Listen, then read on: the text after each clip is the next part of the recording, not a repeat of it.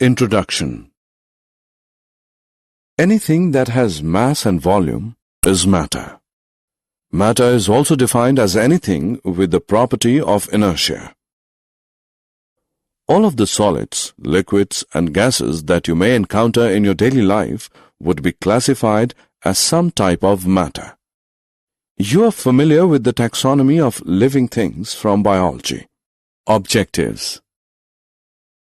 At the end of this lesson, you'll be able to understand the difference between elements, compounds, and mixtures, know about the properties of solution, understand the difference between suspension and colloidal solution, understand the concept of separating two miscible and two immiscible liquids, and understand the separation of components of air. Classification of matter. Substance, compounds and phase. Heterogeneous mixtures. Heterogeneous mixtures are made up of more than one phase, and they can be separated physically. Chocolate chip cookie, a tossed salad, sand, and a bowl of raisin, bran cereal are all examples of obvious heterogeneous mixtures. Element. An element is a simple substance which cannot be further divided into any simpler substance by ordinary chemical means. Copper, hydrogen, iron are some examples of elements. There are about 114 elements known to mankind. Uranium is the heaviest element and hydrogen is the lightest element. One element differs from another because each has its own special kind of atoms. The figure represents atoms of an element A and those of an element B.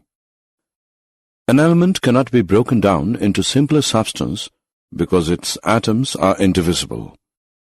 When two elements combine, atoms are neither created nor destroyed. Thus, the mass of the product is the same as that of the reactants. If atoms of element A combine with atoms of element B, the proportion of mass of the elements in the resulting compound molecule will be constant. Thus, if one atom of A combines with two atoms of B, the resulting compound molecule will always have A and B in 1:2 ratio by mass as shown in the figure. In a mixture, however, the atoms do not combine and they may be present in any proportion. Compounds.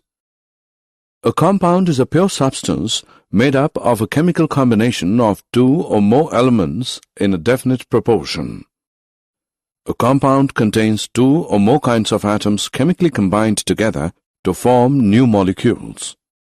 Water is one such example of a pure substance made up of a combination of hydrogen and oxygen combined in the ratio of 2:1 by volume and 1:8 by mass. Hydrogen and oxygen are molecules of elements that exist as gases. But if two atoms of hydrogen are combined with one atom of oxygen under special conditions, then one molecule of water is formed. Therefore, water is a compound. The compound, namely water, is formed by the combination of two elements, hydrogen and oxygen, in the proportion 1:8 by weight. Compounds are homogeneous materials which contain two or more elements combined in a definite proportion by weight. Examples of compounds are common salt, carbon dioxide, etc. Some common compounds and their constituent elements. Differences between elements and compounds. Mixtures. When two or more elements or compounds are brought together, they mix together without losing their individual properties. These are called mixtures. A mixture may be defined as that containing two or more substances in varying compositions. Like air is a mixture of several gases. It contains elements such as oxygen, nitrogen, and compounds such as CO2 and water vapor. Activity. A mixture of iron and sulfur is taken in a dish. A magnet is brought near this mixture. What happens to the mixture? only the iron fillings get attracted to the magnet. Add carbon disulfide to the mixture. What do you notice? The sulfur particle dissolves while the iron fillings remain unaffected. What do you understand from this activity? We can understand that individual components of a mixture retain their original properties. Here, iron retains its property of getting attracted to a magnet, and sulfur retains its property of dissolving in carbon disulfide. So mixtures can be classified as heterogeneous or homogeneous. Solutions are homogeneous mixtures at the particle level. Heterogeneous and homogeneous mixtures. A heterogeneous mixture is usually apparent at the microscopic level. It is obviously a mixture of two different substances, salt and pepper, oil and vinegar, etc., that may or may not be in different physical states, liquid and gas state. Homogeneous mixtures appear to be one substance at the macroscopic level. This means that only one physical state is apparent, that is, only solid, only liquid, etc., and two more substances are mixed in such a way that it is impossible with the naked eye to distinguish the individual substances. An example is margarine. Margarine is usually made up of at least 3 substances. However, all the substances mix to produce what looks like one substance. Differences between compounds and mixtures. Activity. To study the difference between a mixture and a compound, take 56 gram iron fillings in a china dish. Mix 32 gram sulfur powder into it. Mix them thoroughly. In another china dish, take 56 gram iron fillings and 32 gram sulfur powder. Heat this dish to a high temperature. Now take a magnet. Pass it through both the dishes. Record your observations. When the iron fillings and sulfur powder are taken in the china dish, they formed a mixture. Iron and sulfur do not combine with each other. Both sulfur and iron retain their own properties. When we bring a magnet near the mixture, the iron fillings get attracted to the magnet. Solution. A mixture of 2 or more substances can be a solution, a suspension, or a colloid. The substance is said to be in a state of molecular dispersion when the particles of a pure substance are of molecular atomic or ionic size. A solution is a homogeneous molecular dispersion of 2 or more substances. It can also be stated that a solution is a homogeneous mixture of 2 or more substances. Homogeneous means uniform throughout. Thus, a solution which is a homogeneous mixture will have a uniform composition throughout. Sugar solution is a clear liquid, and we cannot distinguish the sugar particles from the water molecules even with the microscope. Some of the examples of solutions are salt solution, sugar solution, copper sulfate solution, and solution of acetic acid in water, which is vinegar. The liquid in which the substance is dissolved is called a solvent. The substance which dissolves in a solvent to produce a solution is called solute. In sugar solution, sugar is a solute, whereas water in which it is dissolved is called solvent. Generally, in any solution, the amount of solute present is lower than that of a solvent. Types of solutions. Solutions can be classified depending upon the amount of solute dissolved. The unsaturated solution is one in which more solute can be dissolved without increasing the temperature. A saturated solution is one in which the maximum possible amount of a solute is dissolved at a given temperature. In a saturated solution, dissolved and undissolved solutes are in equilibrium with each other. A supersaturated solution is one in which the amount of solute is more than the saturation concentration. Properties of a solution. A true solution is a homogeneous mixture. The components of a solution cannot be separated easily, such as through filtration.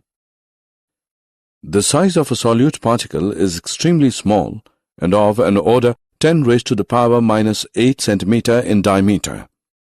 The particles of a solution cannot be seen even under a microscope.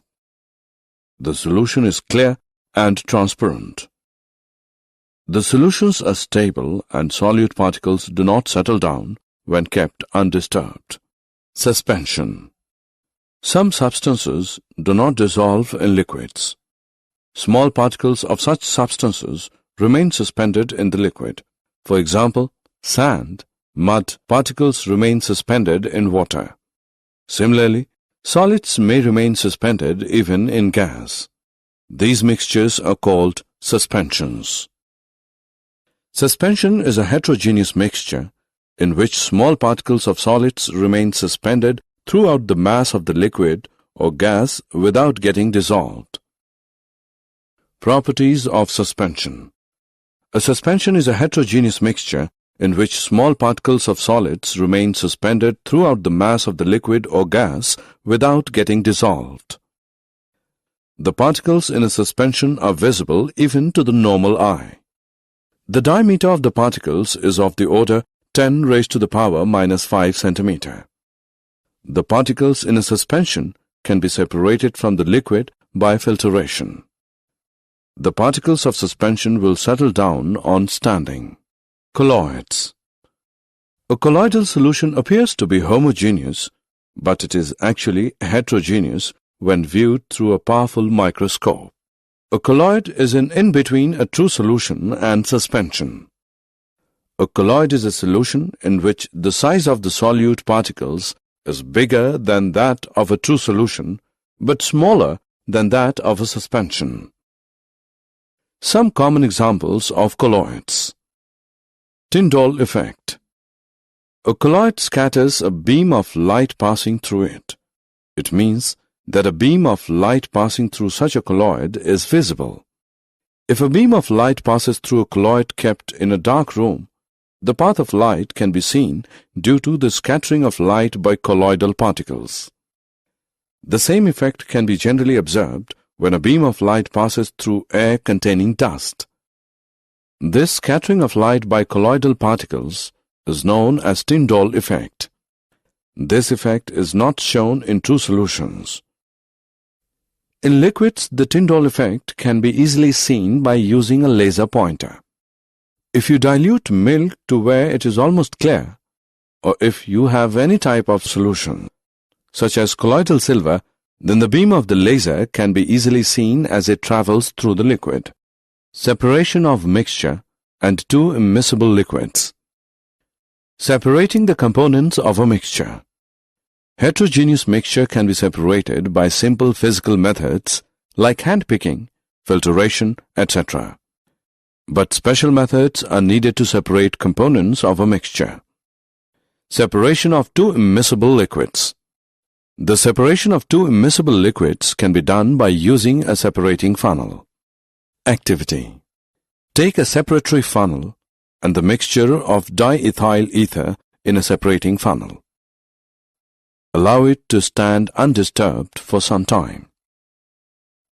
The layers of diethyl ether and water get separated.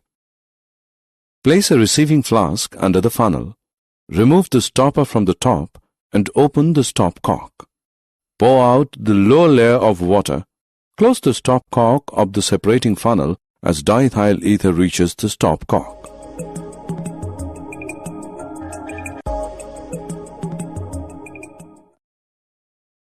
Separation of two miscible liquids. Separation of two miscible liquids by distillation. Activity. Take acetone and water in the distillation flask. Insert thermometer in one hole. Connect the side tube of the flask to Liebig's double-walled condenser. Now heat the liquid with a gas burner. The acetone vaporizes. The vapors produced by evaporation escape through the side arm into the condenser. The cold water circulating in the condenser condenses the acetone vapor into liquid which collects in the receiver. The water is left in the flask. Sublimation. Substances like ammonium chloride, naphthalene, camphor, etc. change directly from solid to gaseous state on heating. For these substances, sublimation technique is adopted. Sublimation is the process of conversion between the solid and the gaseous phases of matter. Activity. Take a mixture of sand and iodine in a china dish. Cover the dish with an inverted funnel. Heat the mixture gently with a burner. Violet fumes of iodine vapor can be seen to rise through the funnel. The iodine vapor condenses to a solid on the cooler surface of the stem of the funnel.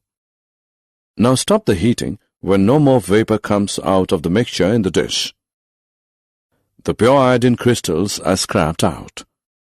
The non-sublimable sand remains in the dish. Iodine is a common example of a substance that visibly sublimates at room temperature slowly. Crystallization. A hot solution of a substance on cooling deposits crystals of the pure substance. This process is called crystallization. Activity. Take about 100 milliliter water in a beaker. Acidify the water with few drops of dilute sulfuric acid. Heat the water. When it starts boiling, add copper sulfate powder slowly with continuous stirring till a saturated solution is obtained. Now filter the solution. Allow it to cool. After some time you will see blue-colored shining crystals of copper sulfate in the solution. Physical change. To understand the difference between a pure substance and a mixture, we should have the knowledge about physical and chemical change. Color, hardness, rigidity, fluidity, density, melting point, boiling point, etc. are the physical properties. Physical change. The interconversion of states is a physical change because these changes occur without a change in composition and no change in the chemical nature of the substance. For example, although ice, water, and water vapor all look different and display different physical properties, but they are chemically the same. Chemical change. If there is a change in chemical nature of the substance, then it is called as chemical change. Example 1. Both water and cooking oil are liquid, but their chemical characteristics are different. They differ in odor and inflammability.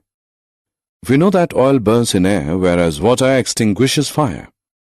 It is the chemical property of oil that makes it different from water. Example 2. Burning is a chemical change. During this process, one substance reacts with another to undergo a change in chemical composition. Chemical change brings change in the chemical properties of matter, and we get new substances. A chemical change is also called a chemical reaction. Summary. Let us summarize what we have learned. Matter is classified broadly as elements, compounds, and mixtures. Elements are substances that are made up of only one type of atoms. Compounds are substances that are made up of more than one type of atoms. Mixtures are made up of two or more substances that are physically combined. A solution is a homogeneous molecular dispersion of two or more substances. The liquid in which a substance is dissolved is called a solvent.